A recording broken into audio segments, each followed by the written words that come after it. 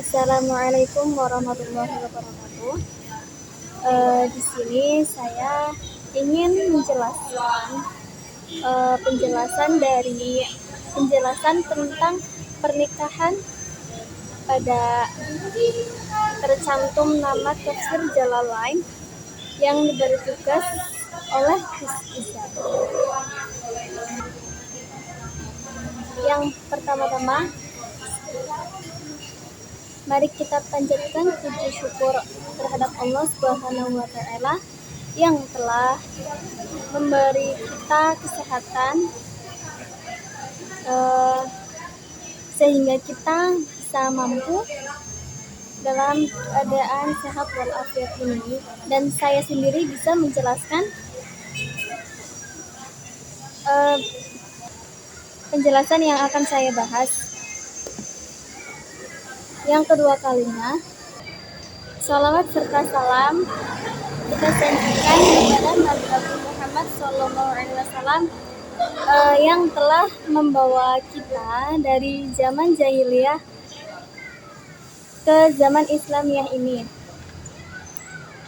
Terus sini saya ingin menjelaskan bab pernikahan. Pada Quran surat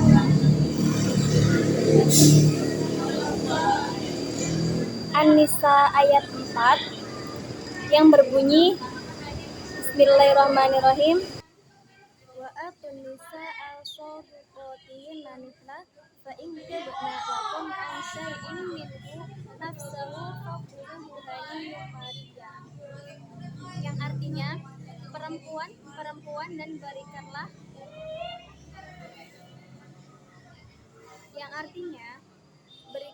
mahar kepada wanita yang kamu nikahi sebagai pemberian yang penuh kerelaan. Kemudian jika mereka menyerahkan kepada kamu sebagian dari mahar itu dengan senang hati, terimalah dan nikmatilah pemberian itu dengan senang hati. Maksudnya, berikanlah mahar kepada wanita yang ingin kamu menikahi sebagai pemberian yang sukarela. Pemberian yang sukarela ini maksudnya tanpa adanya keterpaksaan.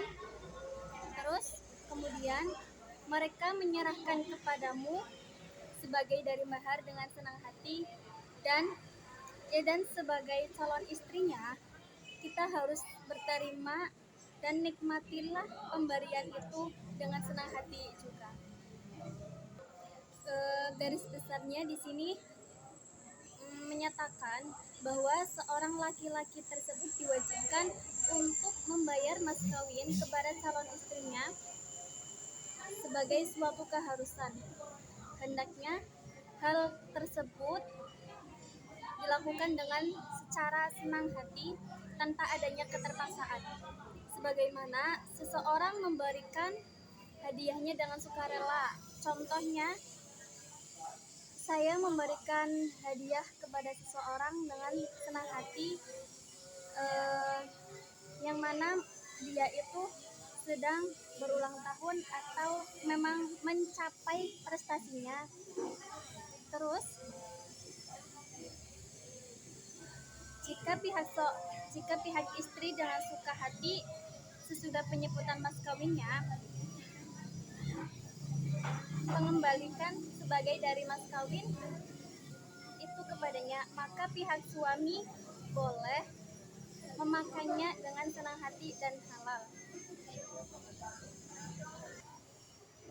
Dilanjut pada surat Ar-Rum ayat 21 yang berbunyi, Bismillahirrahmanirrahim, wa min ayatihi an khalaqa lakum min anfusikum azwajan litaskunu ilaiha wa ja'ala bainakum mawaddatan wa rahmah, inna fi dzalika laayatin liqaumin yatafakkarun. Al-ayat Sadaqallah, yang artinya di sini di antara tanda-tanda kebesaran Allah Subhanahu wa taala Allah menciptakan pasangan-pasangan untukmu dari jenis dirimu sendiri agar kamu merasa tentram kepadanya. Dia menjadikan di antaramu rasa cinta dan kasih sayang.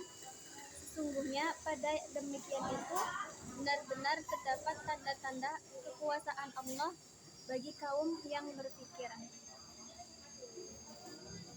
Dalam ayat ini diterangkan bahwa kekuasaan Allah itu kehidupan bersama antara laki-laki dan perempuan dalam sebuah perkawinan, yang mana manusia itu mengetahui bahwa mereka mempunyai perasaan tertentu terhadap lawan jenisnya.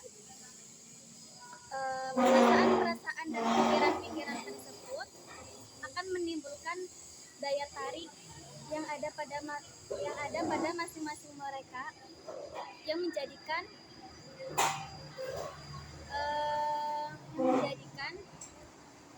yang satunya itu tertarik kepada yang lain, sehingga antara kedua jenis laki-laki dan perempuan itu terjalin hubungan yang wajar, seperti adanya hubungan perkawinan. Terus mereka melangkah maju dan berusaha agar perasaan-perasaan tersebut cenderung akan tercapai. Puncak dari semuanya itu adalah terjadinya perkawinan antara laki-laki dan perempuan. Dalam keadaan demikian, bagi laki-laki hanya istrinya perempuan yang paling baik, sedangkan bagi perempuan hanya suaminya laki-laki yang menarik hatinya. Dilanjut dengan Quran surat Ar-Rum ayat 23 dengan berbunyi, wa min ayatihi manamukum bil-laili wan-nahari wa ba'tighaa'ukum min fadlih inna fi dzalika laayatin liqaumin yasma'un. Yang artinya, di antara tanda-tanda kebesaran dan kekuasaannya Allah SWT itu tidurmu pada waktu malam dan siang, serta usahamu mencari sebagian dari karunia Allah. Sesungguhnya pada demikian itu benar-benar terdapat tanda-tanda kebesaran dan kekuasaan Allah bagi kaum yang mendengarkan.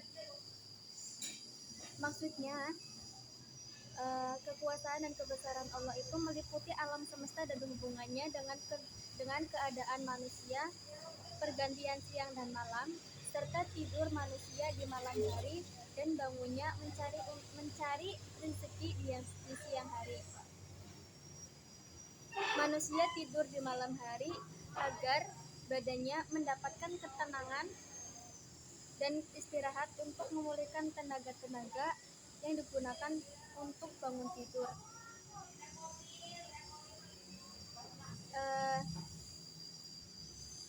Yang mana bangunnya tidur itu untuk mencari rezeki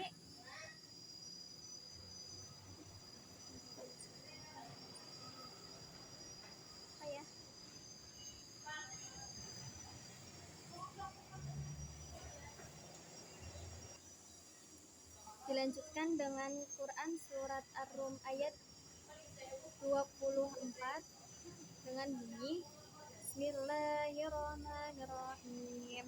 Wa min ayatihi yurikumul barqa khawfan wa tama'an wa yunazzilu minas sama'i ma'an fayuhyi bihil arda ba'da mawtiha.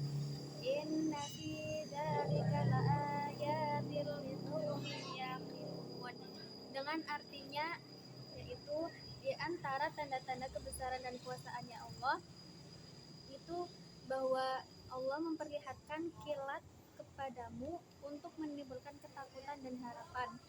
Dia menurunkan air hujan dari langit, lalu dengannya dia menghidupkan bumi setelah mati atau kering. Sesungguhnya pada yang demikian itu benar-benar terdapat tanda-tanda bagi kaum yang mengerti. Ayat ini menjelaskan kekuasaan dan kebesaran Allah, yaitu kilat. Kilat ini suatu fenomena atau gejala alam yang dapat disaksikan oleh panca indera manusia dan dapat pula diterangkan secara ilmiah. Kilat itu timbul dari bunga api listrik yang terjadi dikala eh, bersatunya listrik positif yang berada di kelompok awan yang mengandung air dengan listrik negatif yang berada di bumi. Intinya, penjelasan dari Quran Surat Ar-Rum ayat 24 ini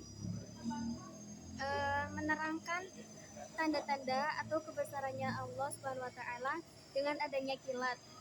Yang sebelumnya di surat 20 di ayat 23 itu menjelaskan kebesarannya Allah meliputi tidur, meliputi waktu malam dan siang hari.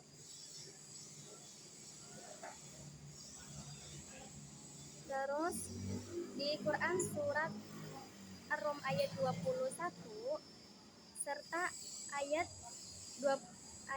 Quran Surat An-Nisa ayat 4, kebesaran tanda-tanda kekuasaan atau kebesaran Allah itu dengan adanya Allah menciptakan manusia dengan berjenis kelamin laki-laki dan perempuan yang memiliki yang berpasang-pasangan, maksudnya begitu. Terus untuk larangan menikahi laki-laki dan perempuan musyrik. Di sini terdapat surat Quran Al-Baqarah ayat 221 yang berbunyi,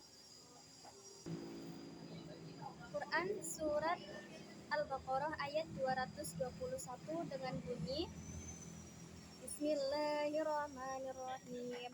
Wala tankihul musyrikati hatta yu'min wala amakum mu'minatun khairum min musyrikatin walau a'jabatkum wala tunkihul musyrikina hatta yu'minu wala 'abdun mu'minun khairum min musyrikin walau a'jabakum ulaika yad'una ilan nar wallahu yad'u ilal jannati wal maghfirati bi'idnih wa yubayyinu ayatihi linnasi la'allahum yatadhakkarun.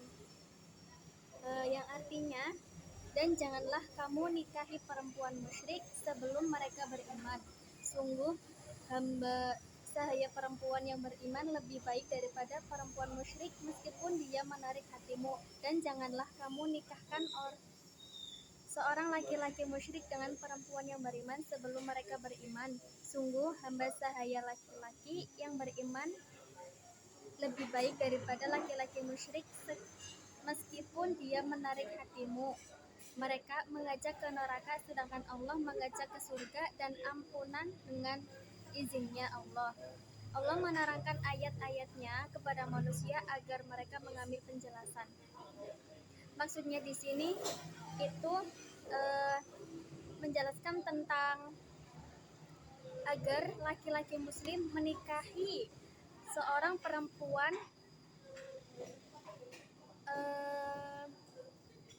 agar laki-laki muslim tidak menikahi perempuan musyrik